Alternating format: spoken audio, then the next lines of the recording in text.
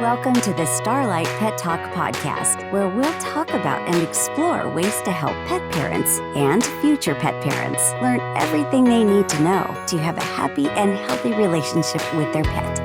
So sit up and stay for Starlight Pet Talk, rescue, adoption, and pet parenting done right.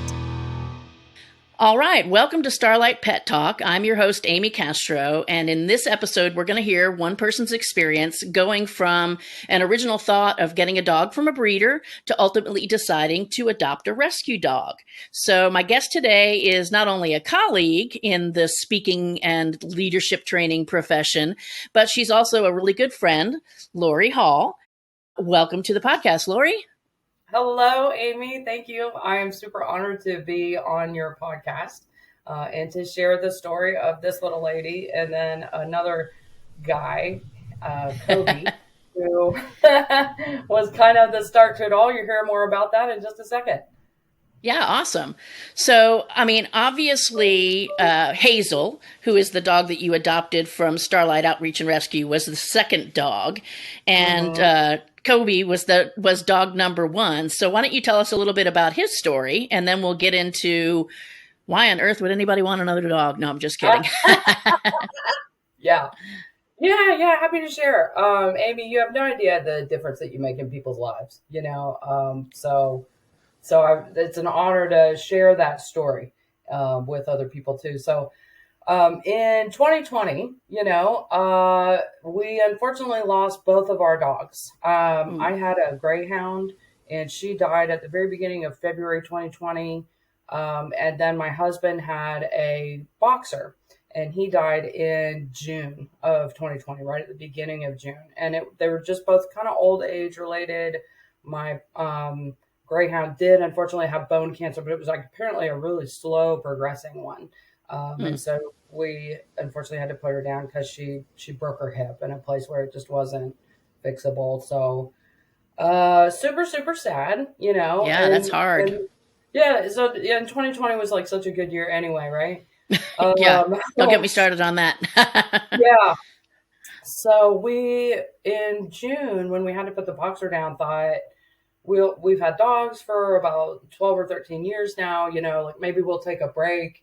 And you know what we're going to do? We're going to travel more. That's what we're going to do. We're going to travel and not have the constraint of having to figure out what to do with these little pups, or in that case, the big pups that we had, and just take a little break. So by July of 2020, we were looking for another dog because we weren't traveling anywhere. Yeah, nobody was going no place. And we don't know when we'll ever travel again. So I thought, maybe I would like another greyhound, but maybe a smaller one, like a whippet or an Italian greyhound, an Iggy. So I started looking around and wow, those are expensive dogs, and you have to get on a waiting list even to get an Iggy puppy. And I remember at one point I found a website for an Italian greyhound, a puppy place, and it was kind of near you. I don't know if you even remember this, Amy.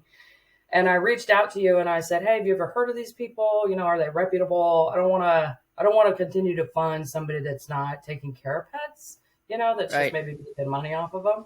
And you said, I've never heard of them. And I don't know if you remember, but at one point you said, I don't. Tell me more about why you want this particular kind of dog, no judgment, just interested to find out what you're looking for. And so I kind of explained the story, and you were like, well, by all means, get the dog that you really, really want. But in your beautiful way of communicating, you had also indicated, at some point, though, consider there are tens of thousands of dogs that are available for adoption right now that would be lovely and probably would fill all of the needs that you're trying to accomplish. But if you want that specific dog, continue to try to look for it. So it was just perfectly timed because it was kind of on the heels of a few weeks already of finding these different websites that were like, yeah, we can give you this dog as long as you give us your firstborn kid, fill out this 75-page questionnaire, and then it might be $1,000 or $2,000. And we were like, whoa, all of that. And your conversation was helping me to realize we just want a fun little loving companion. Right. So thank you for that, Amy. That was sure. huge. So then I went to the glorious Pet Finder and thought, like, let me just look and see what kind of dogs are out there. And it actually really helped. My husband and I kind of narrowed down what kind of dog are we looking for, what size of dog are we looking for, what's long or short hair, male or female, older or younger. And so that's when we found little Kobe advertised through Save. I think it's Save Animal Coalition, Rescue Yeah, I Coalition. think it's Save Rescue Coalition here in Houston. And it's a very good rescue. Yeah, well, that is awesome. So I worked with the lady there, and she said, "Well, you are second in line. We already have somebody who probably wants Kobe. So if she doesn't end up taking him, we'll let you know by the end of the weekend."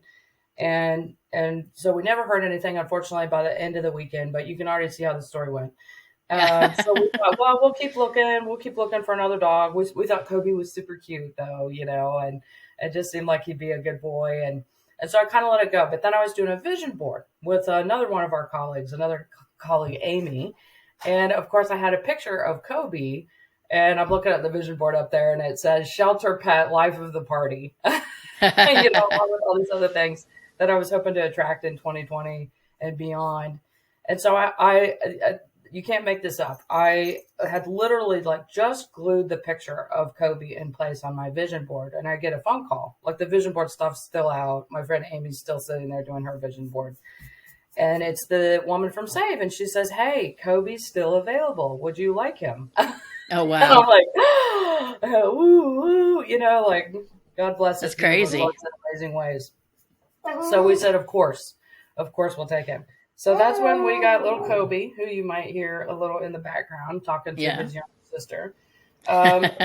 Loved it. Absolutely love Kobe. It was a little transition because he's a smaller dog, and he is a Chihuahua Staffordshire Terrier mix, along with who knows what else. We did DNA on him. So he's very active, and he likes a lot of attention. I remember when we were talking to the lady, she said, how long might you be gone? What's the longest you'll be gone? You know these questions. You asked them in your questionnaire too. And I said, maybe 8 hours at the most, because before 2020, Barron and I, my husband, we would work sometimes. Yeah. And so we'd be gone, for a while. And she was like, "Ooh, I don't know if that's going to work." And I was like, "Oh, okay, we'll have to figure that out." And well, lo and behold, 2020 completely changed everything. I don't think he's been by himself for more than maybe 4 hours at a time. Right. But we got through all the transitions of, what's it like to have a smaller dog who now sleeps with us. God bless it. I actually sleep better when I have dogs with me. So fast forward then to your question. Thank you for letting me elaborate. Your question is, so why on earth would you get another dog? Yeah.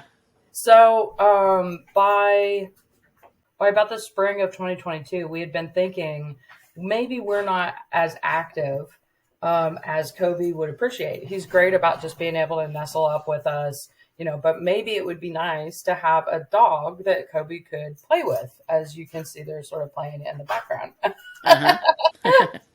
So we were looking for the dog that would fit with his personality. And I remember at one point, my good friend, Amy Castro, had posted on I think it was on Facebook. We're part of a professional association together, of course. And I think you had posted on the professional association, is anybody available to help us foster? Because I think at one point you had 70 plus animals that were in different phases, and maybe you still do. I don't know. God bless you for what you do. Not quite as many right now, thank goodness, but spring is coming. And that's when things tend to jump up for sure. Yeah. Good time to adopt, y'all. So my friend Amy posts this kind of plea for help. Is anybody available to help foster? Unfortunately, we were in the middle of about to have some, we do a space school thing. So some students were coming to stay with us. And anyway, but as I'm scrolling through all the pictures, there's this little one, Hazel, on your website. And so do you mind if I tell Hazel's story? Well, I want to hit a couple of points before you do about some things that you said that I think were super important about your experience. One, I would like to back up and say that I'm glad that I handled that original conversation with you well. I think for those of us, for anyone that's listening that's involved in rescue, because we see so many bad things sometimes, and we see the downside of pet overpopulation, that sometimes we can get very judgy about people that might want to purchase a dog or get a dog from a breeder. And, my thing has always been, different breeds of dogs were developed for different purposes, and they're going to fit, not only do they have specific jobs, perhaps, that they were bred to do, but you made a really good point about when you started thinking about getting a second dog, the lifestyle aspect that you're, maybe more sedentary than Kobe needed. He has a lot of energy and he needs more running around, playing, exercise. And I think that's something that more people need to think about when they're thinking about getting a pet. Is if you're looking at a specific breed, great. Why specifically? Hopefully it's not just because you like the way it looks, but what is that animal bred to do? What's that animal's energy level? How does that fit with your lifestyle? It's such an important question, because I think half the reason that pets end up in shelters is that people selected the wrong pet for their family, for their lifestyle, for the way that they like to live, their activity level, things like that. So I just wanted to kind of hit on that, because I think that's so important for people to consider before they get any kind of a pet, let alone looking for a specific breed of animal that's more likely to have certain characteristics or traits than a mixed breed. Yeah. So. Yeah. Thank you for letting me make that point. But yeah, so you came across our darling Hazel, who was living at my house at the time. Yeah. So came across Hazel, and for some reason I thought she would be about the same size as him. He's about 20 pounds. Hazel was about 7 pounds, I think, when you had first gotten her. So on these videos that Amy shot, so we could see all these beautiful creatures that she had available for adoption. I remember looking at Hazel, and you told me, you said, here's Hazel's story. So a woman calls, and I think you said you get like 3 or 4 phone calls like this every day. A woman calls and says, hey, there's this tiny little black dog that keeps coming into my yard. And they also let us know when anything's happening. There's this tiny little black dog that keeps coming into my yard, and it looks like maybe she's missing some hair by her tail. Maybe she's not real well taken care of, and she's tiny. And can you help? And I believe you had asked, does she have an owner? Because of course, if she has an owner, we can't do that. It's like taking someone's dog. It's like dog napping. Dog napping, yeah. Dog napping, yeah, not the good kind. But no. I think you said if you can get a letter or something from the owner saying that he or she releases this dog, then of course we could try to help. And she says, okay. And I think you said normally you get a lot of phone calls and then you never hear back from people. Right. In this case, I believe you had said about 20 minutes later, yeah, this woman's like, I've got the paper and I've got the dog. Yep. Well, and just a little backstory on that too, because now, we adopt so many animals out. I had almost forgotten Hazel's story, to be perfectly honest. But it turned out the gentleman lived right behind the neighborhood where the lady had the dog continually coming under the fence, and he had. People try to do the right thing. They see a dog, they find a dog, they rescue it, and then sometimes they just get in over their head. And so he was in a situation where he had several dogs, including this little Hazel, and just didn't have the finances or the physical capability. He was also, unfortunately, dealing with late stage cancer to care for that pet. And, oftentimes people don't know who to reach out to for help in those situations.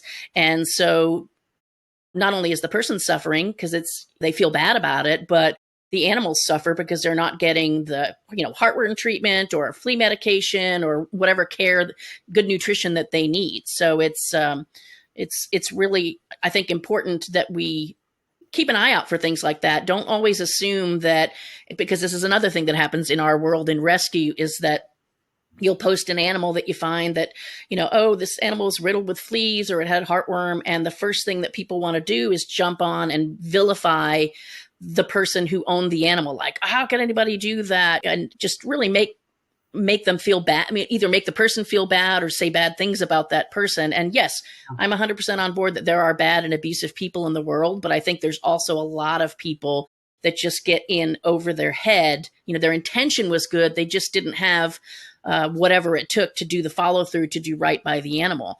And in this situation, like you said, 20 minutes later, this woman comes back with a signed relinquishment sheet from this gentleman because he was glad to have somebody help him with this animal and find it a better home. Yeah. That's very well said, Amy, because I think if we continue to kind of shame people for sometimes not knowing until you're in it, you know, I mean, what's that Maya Angelou quote? I think it's Maya Angelou. We must forgive ourselves for not knowing what we needed to know before we needed to know it. Exactly. Life happens. Oh my gosh, you know, Kobe was different than we thought. He was a lot more energy. We still loved him, but we did have to adjust along the way. And luckily, we had the flexibility to do that. So, yeah, we can tell that Hazel had gotten quite a bit of loving where she was before, and you know, maybe still needed some help. So when you first had her, I think you kept her for another month because she did have such a bad flea infection that she had scratched off all of the hair on her back, kind of right before her tail. And then you all got her spayed. You got the flea infection taken care of. So I think for that month or month and a half or so between when you all got her and then when we got her, she had quite a bit of stress in her life. Yeah. But we were so thankful to get her. So two things. We got Hazel kind of for Kobe, but we've all fallen in love with her now. Even my husband was like, "Are you sure? Another dog?" You know? And I just thought, it just seems like it's going to be a fit, even though she was smaller than we thought. Right. I don't think she's going to grow into 20 pounds. She's a little, I think she's a Chihuahua miniature pinscher mix, a chai pin. Yeah, that's kind of what she looks like. You said that you had DNA tested Kobe and he came out to be what, Chihuahua and Staffy? Staffy, and then and then maybe a whole bunch of other stuff that we can't really pinpoint. Yeah. And so, you know, and do you remember by any chance when he was with Save, what did they have him labeled as? Yeah, they had him labeled as a Chihuahua. Okay. Which I don't know if you could see him very well in the video. He doesn't really look like a Chihuahua. Right. Yeah. And, you know, it's just for those who are listening, when you are going on a petfinder.com or you're going to a shelter list of animals and they list a breed, you can almost 100% be sure that that animal has not been DNA tested. So what ends up happening is when we go to advertise these pets, people want to know, what is it? What is it? The software programs that we use to advertise pets, you can't put an animal in the system without picking at least one breed. And so we guess based on looks, which we'll talk about this in a future episode about what does it look like versus what it really is. But looks are not the most accurate way to identify a breed of a pet. So I think we always have to be cautious about labeling animals certain things based on their appearances. And you know, sometimes we guess right, and sometimes we're way off. Because I don't know that I would have guessed Staffy. Although once you say it, now you see it. Now you see it. in yeah, him. But Staffy's not really that little. They're sort of like no, they're big. Yeah, they're big. So I love that you said that too, because I think that's the thing, you best laid plans, right? But you don't really know until you get that dog into your life. And so you do want to have some flexibility. You do want to have some time flexibility, maybe some financial flexibility, and then just a whole bunch of energy flexibility to maybe do some training with them and try out different things. Cause it took us probably 6 months or so to figure out the right sleeping situation for Kobe. Okay. And when we finally just gave in and said, like, dude, buddy, come on, why don't you just sleep with us? We never thought we'd be people that let dogs sleep with us. And now, like, oh my gosh, when I have travel, I just feel so alone. But as soon as that happened, all of the struggles that we were having with him at night went away because he just wanted to be with us. He almost imprints on one human. And that's a thing of that breed, the Staffy breed specifically. Mm-hmm. So that's another interesting point as far as adopting a pet that people don't we have a saying in rescue, give it 72 hours and then you'll see what it really is. Because when an animal comes into a rescue situation, and it's not that it's an intentional, like, I'm going to be on my best behavior. It's usually fear and anxiety that kind of suppresses their personality in many instances. So many times we've had dogs specifically come into the rescue, and they seem, very calm, very quiet, very well behaved. And then 72 hours later, when they become a little bit more comfortable, then you'll start to see other behaviors. Sometimes they stay just as great, and sometimes some not so great behaviors come out. And so it's important that people who adopt realize that, number one, what you see at the shelter is not always the behavior you're going to get at home. There's a lot of anxiety and excitement in a shelter. And then what you see in the first couple of days is going to change. Animals need time to adjust and decompress. And I think also we need time to adjust our, what we think is the right way to do things versus what that pet needs. Because I think where you're going with that, and correct me if I'm wrong, is that you probably followed that advice, and we give it too. You set him up in a crate, put him in his own area, and that's the best thing for him. Is that about right? Mm-hmm. Yeah. Exactly. And what happened when you tried to do that? He would cry, and he has a super high pitch that he can cry if he wants to. Yeah. So I think that's a good point. We even did that with Hazel. It's funny, as you were just talking about, give him 72 hours. So Amy comes over, she brings Hazel. One of the things I loved about what you did, and I think is kind of the pull through thread of part of this podcast, is do your best to try to do some homework around what you really want, and then be flexible to try to adapt to the situation. Because even that breed may have some uniquenesses of the dog you got. So when you brought Hazel over, I think you had said she's a little bit of a runner, probably because she's been used to getting in and out a lot. And then especially with a lot of stress, in that month or month and a half where she's going to doctor's appointments and in a new place with a whole bunch of other dogs. So you drop her off, and we had tried to block off our backyard because she's so little, but we didn't really know what to expect until you came. And you had said, for about a week, let's kind of do a trial period. Let's see how this works out. And I wasn't sure. I guess I just didn't know that would be okay. I guess I kind of thought like, oh gosh, once we say yes, then if something doesn't work out, then it would almost be sort of shameful, like, to give the dog back.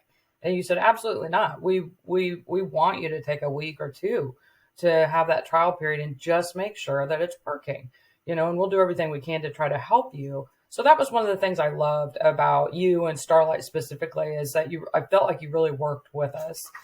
So that first evening that Hazel was with us, she found a hole in the fence like 30 minutes after you left. And I was like, oh my God, Amy's going to kill me. Like, this beautiful little dog that she just saved, like, ran out. So I'm grabbing the leash. I'm trying to go out. We live kind of by a green space. So I'm running out to get her. My husband's going to get his car just in case she took off. And I can tell by some people that are walking on the green space where she is. Because I think like everybody's looking at like, oh, tiny little flash of black just went that way. So I'm walking out to get her, and I see her and I call her, and she comes to me. She goes flying at me. She actually goes past me. Baron at this point has his car pulled around, and so he's trying to kind of like, whoa, where's the dog? So sort of between me and the car, we're like sort of corralling her back. She crawled right back in the same hole that she crawled out of in our backyard. Stinker. And we like, whoa, yeah. So she did that a couple more times, but she always came back. And now we have found all the holes in the backyard to make sure that they're blocked. And now it's at a point where she doesn't do that anymore. But long story short, sorry, we tell so many stories about these creatures that we love so much. But I love the way that you all created that process to make it a little bit of a trial, had the right questions on the paperwork, that didn't really feel like kind of shaming or like, no, you can't even find out any information until you give us your firstborn child or something, like, oh my God, I'm just trying to find out about this dog. Yeah. So thank you for the attention to detail that y'all have spent on your processes, and then also the forms that are used along the way to make sure that it's a good fit. Yeah. Yeah. I appreciate that. And, it's, and I'm glad you brought that up, because it's such a balancing act with, for those of us in rescue, we see those forms as being the protection that we want to provide for the animal that we're adopting out, to make sure that they have a safe, long, happy life, with whoever it might be. It's not about, like you said, making people feel bad. It's not about trying to screen people out. It's about making sure that people know what they're getting into, and that we find the best possible fit for the pet. At the same time, I think sometimes rescues will make it almost impossible to adopt a pet because of all of the steps and hoops that they have to go through to match the pet up. And then Yeah. at the other end, with a home, and then at the other end of the extreme, there are organizations, and oftentimes it'll be high kill shelters that have very minimal standards for adoption, which sometimes those work out, and sometimes that's the animal that ends up in another shelter, or ends up being returned. So I think we try to take the approach of finding some kind of logical balance that is right for the person and right for the animal. But it's tricky, and people, even the form that you say, hey, it wasn't shaming, it wasn't as intrusive as some things, but some people do complain about our paperwork, and we just try to explain that I realize that it's a lot of paperwork to fill out, and we're just trying to make sure that this animal that we have oftentimes saved from the brink of death does not have to find themselves in that situation again anytime soon. And as to the point of the trial period, I think that's important too. I do try to stress to people, and sometimes I'll even tell people if they're struggling with, I could never give the animal back. If it makes you feel better, think about the fact that you're babysitting this dog for 2 weeks for me. You're just fostering it for 2 weeks, or you're babysitting it, you're watching it while I'm out of town, because we want to make sure it's a fit. You want to give it some time to figure that out. But at the same time, if it's not a fit, there's no point in hanging on to an animal that's making your life miserable, and maybe making the animal's life miserable if it's not getting along with one of your pets or something like that. And 2 weeks, I don't think 2 weeks is a magic number. You said that it took you 6 months to settle in. I think people have to decide for themselves how much time and energy they have to put into that adjustment period. Yeah. Yeah, it really is. And it's maybe kind of individual to the little pup too. Yeah, And long story absolutely. short, so absolutely terrifically worth it when it works out. Barrett and I, my husband, we talk so much about, I don't know what our life would be like if we didn't have these little puppies. They are absolutely the life of the party for us.